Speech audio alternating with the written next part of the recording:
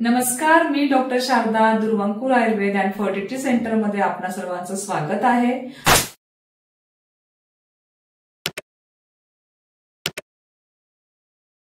आज मी आपल्या अहिल्यानगरच्या मेन सेंटर, दुर्वांकूरच्या मेन सेंटरला आहे आणि आज माझी मुंबईची पेशंट म्हणजे भांडुपला राहते ती मुंबईला, प्राची तेली आणि तिच्या सासूबाई इथे आलेल्या आहेत. प्राची आणि प्रसाद यांच्या लग्नाला 6 वर्ष झाली होती. तर प्राचीकडनंच आपण तिचा प्रवास ऐकूया. प्राची प्रसाद तेली आणि ह्या तुझ्या सासूबाई आहेत ना. तुमचं नाव काय मावशी? सुवर्णा. बरं, तुझ्या लग्नाला किती वर्ष झाली होती? 6 वर्ष. 6 वर्ष. 6 वर्षात काय काय झालं, म्हणजे किती वेळा तुझं? तिची बॅड ऑब्स्टेटिक हिस्ट्री आहे, म्हणजे 4 वेळा तिचं अबॉर्शन झालेलं आहे. तर किती किती महिन्यांचे झाले होते ते अबॉर्शन्स? 3 महिन्यांचे झालेले. मग त्याच्यावर तू काय उपचार घेतले, म्हणजे काय व्हायचं नेमकं? बाळाचे फर्स्ट माझा रिपोर्ट व्यवस्थित द्यायचा, पण त्यानंतरचा रिपोर्ट गेले की मला म्हणजे सांगायचे की हार्टबीट्सच नाहीयेत बाळाचे. त्याच्यामध्येच म्हणजे मला सांगायचे डॉक्टर की तुला हे करण्याचे ऑप्शन नाहीये, कारण ती मिसच झाली, पुढे ग्रोथच नाहीये बाळाची. त्याच्यातून ते माझं मिसच होऊन जायचं, हे अबॉर्टच म्हणजे ठोके जायचे. ठोकेच जायचे. बरं, नंतर डॉक्टरांनी काय काय उपचार केले तुझ्यावर? त्याच्यानंतर मला भरपूर काही रिपोर्ट्स केले, टॅबलेट्स चालू होत्या, पण काही त्याचा इफेक्ट नाहीच. म्हणजे 3 वेळा त्याच्यानंतर काहीच मला इफेक्ट पडला नाही, सेम पोझिशन अगदी होत होती. मग टॉर्च पॅनल, क्रोमोझोमल ऍबनॉर्मॅलिटीच्या टेस्ट केल्या. त्याच्यामध्ये पण त्याच्यानंतर सांगितलं होतं की थोडं आहे हे, म्हणजे मिस्टरांच्या क्रोमोझोम्स मध्ये प्रॉब्लेम आहे. मग त्याच्यानंतर ते पण टेन्शन मध्ये, मी सुद्धा टेन्शन मध्ये की नेक्स्ट चान्स घ्यायचा कसा. म्हटलं मग मॅडमची मला एक युट्यूबद्वारे व्हिडिओ पाहिली आणि मी तिथे व्हिजिट केली. म्हटलं तिथून आपण एक लास्ट ऑप्शन म्हणून आपण तिथे जाऊया, हे ट्राय करूया. तर मग तिथून आम्हाला एक सक्सेस मिळत चालला, एक मार्ग मिळत चालला एक चांगला. आणि त्याच्यातून म्हणजे एक सक्सेस स्टोरी माझी आता त्याचा प्रवास व्यवस्थित झाला.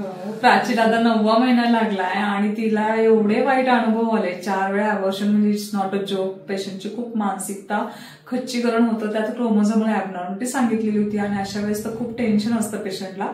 तर तिची इच्छा होती मॅडमच्या हातानेच डिलिव्हरी होऊ द्यायची आपल्याला आणि तिच्या घरच्यांची पण, मिस्टर प्रसादची पण, कारण परत भीती वाटते की काही झालं तर काय करायचं. म्हणून ती आता अहिल्यानगरला राहायला आलेली आहे. आता 15 दिवस झाले तिला येऊन आणि अजून आपल्याला 15 दिवस अजून काढायचे.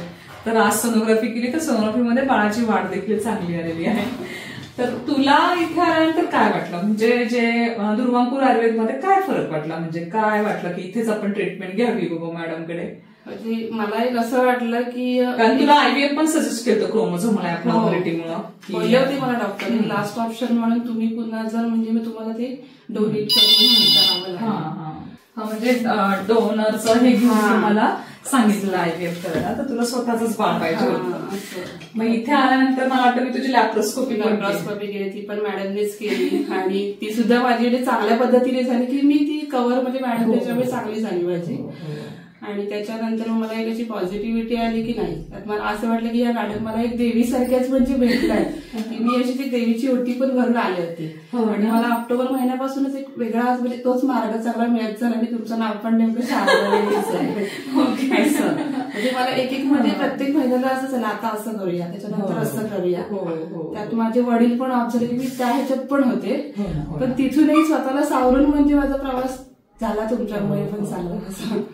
लॅप्रोस्कोपीमध्ये महत्वाचं निदान झालं होतं की प्राचीला इन्फेक्शन होतं, ट्यूब्समध्ये तिच्या पाणी झालेलं होतं इन्फेक्शन मध्ये, मग त्यामुळे आपण त्याच्यावरचे तिला उपचार चालू केले.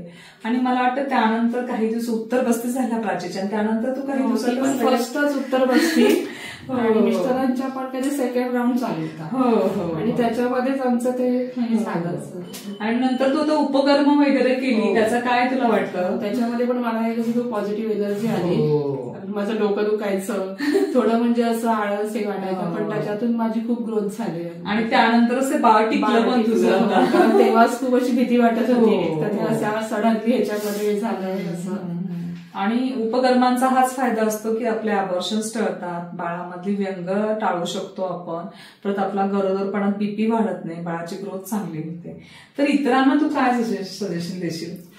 मी असंच सांगेन की तुम्ही जास्तीत जास्त म्हणजे आयुर्वेदाकडे जा, कारण आपण अशा आयव्हीएफ किंवा ह्याचा आपल्या शरीरावर जो साईड इफेक्ट होतो तो तरी ऍटलिस्ट म्हणजे टळू शकतो. त्याच्यामुळे आपण आयुर्वेदानुसार गेलो तर आणि मेन म्हणजे मॅडमच्याकडे जास्त जा, कारण की कसं एवढा खर्च आपण करतोच, पण त्याच्यातून आपल्याला एकदा सक्सेस मिळते तर नक्कीच त्यांची आवर्जून भेट घ्या.